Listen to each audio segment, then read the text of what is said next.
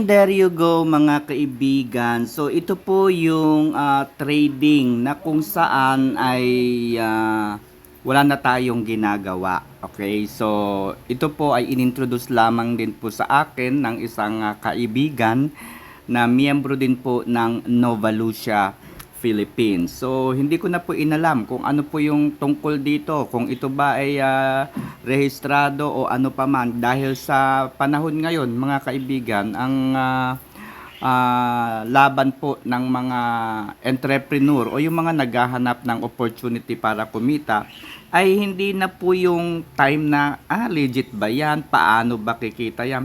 Kapag nalaman na po natin kaagad yung tungkol sa negosyo, ginagrab na natin kaagad. Para nang sa gayon, kung sakali mang tumakbo sa loob ng ilang buwan, ganyan, kumita na tayo. Ang nangyayari kasi sa iba, magre-register, magme-member, okay? Pero hindi naman po kikilos, hindi po maglalagay ng pera kaagad, ganyan. Patatagalin niya, aabutin po siya ng ilang buwan, 6 na buwan. Tapos pagkatapos ng 6 na buwan, sa kanya iisipin na, sige na nga po, mag-join ako.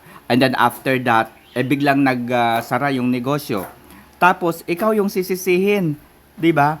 So, yun po yung lagi nating sinasabi dito. Lahat ng mga negosyo ay mayroong mga risk, no?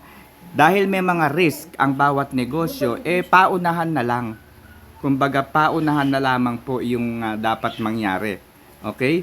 So, kung nauna ka, gawin mo kaagad yung mga bagay na kaya mong gawin, yung mga dapat mong gawin para kumita ng malaki. Nang sa gayon, mabawi mo kaagad yung capital mo bago po mawala yung negosyo.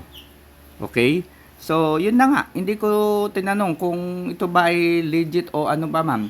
Ang sa akin, naghahanap ako ng mapagkakakitaan and I grab it immediately. So, yun lang.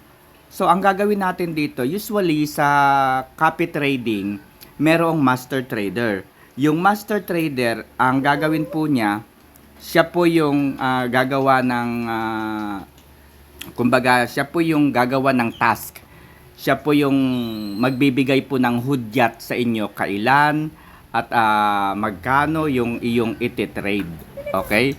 Kailan po magbabay, kailan magse-sell. So yun po yung copy trader, no? Meron pong master trader at magbibigay siya ng hudyat na dapat po ninyong sundin. Okay? So dito po sa coffee, ginawa na pong AI. Ibig sabihin, kapag nagpasok ka po ng pera, ang gagawin mo lang ay pindutin yung bot. Tapos, add copy trading bot. Tapos, mamimili ka lamang ng papaikutin mo. Okay? Pwede mong ipaikot yung 195 na yan para ipaikot mo, no? Pwede mong i-trade. So, ibig sabihin, kapag ayan po, nababasa nyo, copy trading bot, confirm copy trading. Ibig sabihin, kokopyahin lamang po niya, no? Kokopyahin lamang po niya yung